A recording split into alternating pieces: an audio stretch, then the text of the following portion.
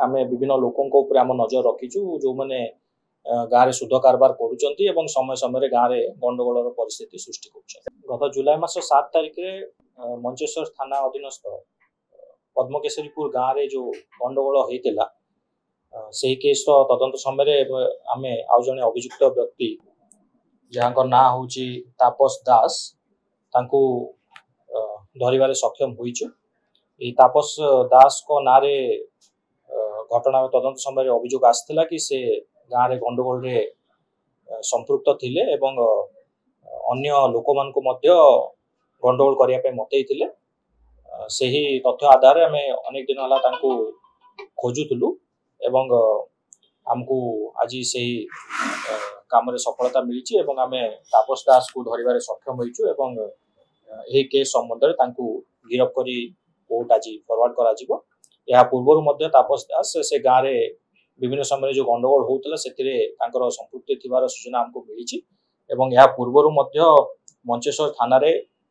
188/24 गोटे केस होता से पद्मकेशरी गाँव गंडगोल संबंध में से केस से अरेस्ट और फरवर्ड होते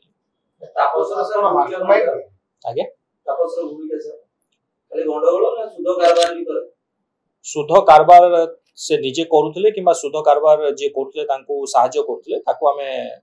तदंत करुचु आ किछ दिन पर हमको प्रकृत तथ्य मिल पार कि से प्रकृत निज पैसा लगे सुध दौले ना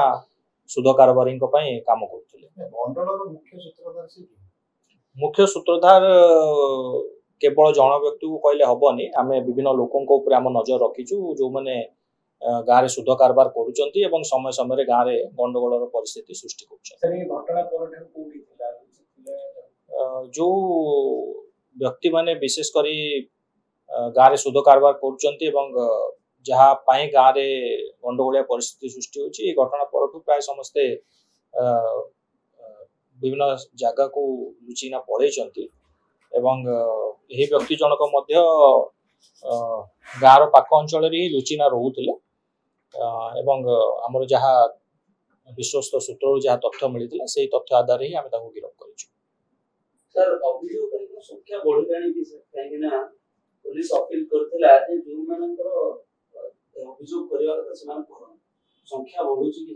आमे लोकों को अपील करिछु कि जो लोक माने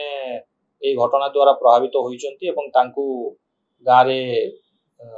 हैरान हरकत करा जाउची सेमाने आसी रिपोर्ट दियंतु से आधार रे मध्ये हमको रिपोर्ट किछि मिलिछि अन्य व्यक्ति मानक ठारू मध्ये आमे रिपोर्ट ग्रहण करिया पे चेष्टा करूछु। केतेटा अभियोग होलनि एबे सुधा आमे 4टी रिपोर्ट पाई सारिछु एवं अन्य पीड़ित लोक मानक मध्ये आमे आइडेंटिफाई करूछु जहा को ठारू आमे रिपोर्ट नै मामला मान रुजु करि पारे। सिचुएशन केमति अछि पद्मकेशरी वर्तमान स्थिति नियंत्रणाधीन अच्छी गाँव में शांति अच्छी गाँव लोक मैंने गाँव को फेरवा आरंभ हेले एवं आम चेष्टा करुचु किंतु यही शांति लंबा समय बजाय रहिबो एवं गाँव रे आउ भविष्य में गंडगोल जपरी न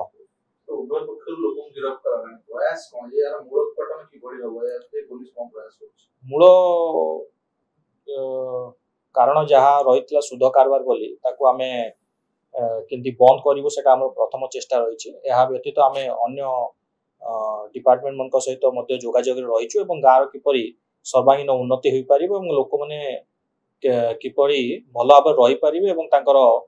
सामाजिक तथा आर्थिक स्थिति रे सुधार आसिबो से दिगरे आम काम आरंभ कर।